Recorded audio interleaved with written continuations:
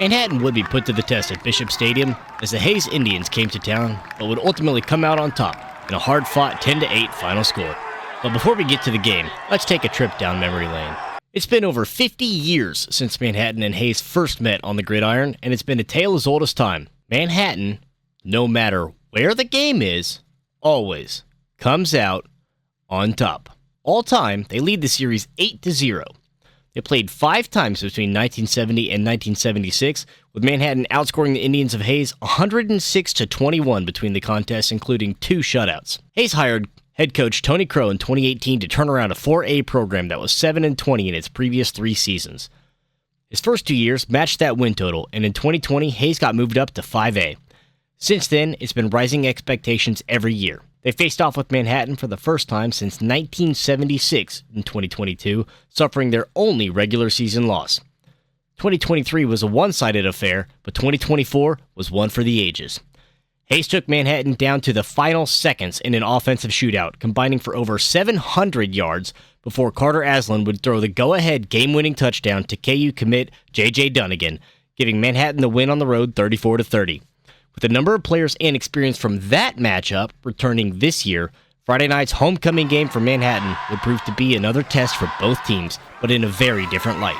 The first half had both teams feeling each other out, with both offenses trying to find a groove and establish a rhythm, with neither team being able to find the end zone in any of their red zone trips. Hayes head coach Tony Crow would go on to say they, quote, just kept shooting ourselves in the foot.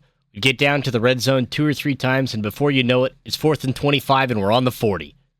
Hayes would force an interception with 19 seconds left in the half, but have their field goal attempt blocked to put him into halftime at 0-0. It didn't take long for the defenses to pick up where they left off, with Manhattan standing Hayes up a couple of minutes into the third quarter, but J.J. Dunnigan would show just why he is such a highly touted recruit, turning on the Jets to take a punt return 86 yards to the house, accounting for Manhattan's lone touchdown of the night.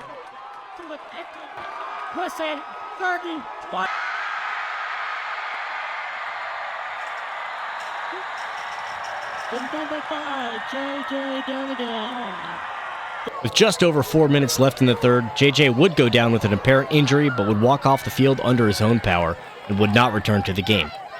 After a turnover on downs, Manhattan would march right back down the field before their drive stalled to kick a short field goal to take the 10-0 lead at the open of the fourth quarter. With 4:15 left in the contest, Hayes would finally get on the board when senior leading rusher Holden Lind would take a handoff 32 yards to the end zone. He would end the night with 138 yards on 23 carries. On the PAT, a low snap would force senior holder Johnny Rigler to scramble to the right pylon, where he would successfully convert on the 2 points to bring Hayes to within 2. They would get one last chance after holding Manhattan's offense to a quick punt, getting the ball back on their own 22 with 1:55 to play. Holden Lind would get Hayes to midfield, but 3 incompletions would result in a turnover on downs, and Manhattan would assume victory formation, taking the game 10-8. Post-game, here's what the coaches had to say. I mean, Hayes is a fantastic football team. They've already beaten Derby and Choctaw, and a defending state champ from Oklahoma, who's a very talented team. So Hayes is a heck of a football team. So it just proves that our kids can step up and we can compete with whoever's on the field. We're going to feel it for a couple weeks, and we hope there's no hangover because of it. But if you'd have told us we could be 2-1 and almost 3-0. Have a chance. That close to being 3-0 at this point after 3 games, we'd have taken it for sure. Yeah, we're going to nurse some wounds probably, and hopefully we can get through it quick and move on to the rest of our schedule. But we thought if we could win 1 game of the first 3, that'd be exceptional. Winning 2 games of the first 3 and almost winning 3 is really good for us.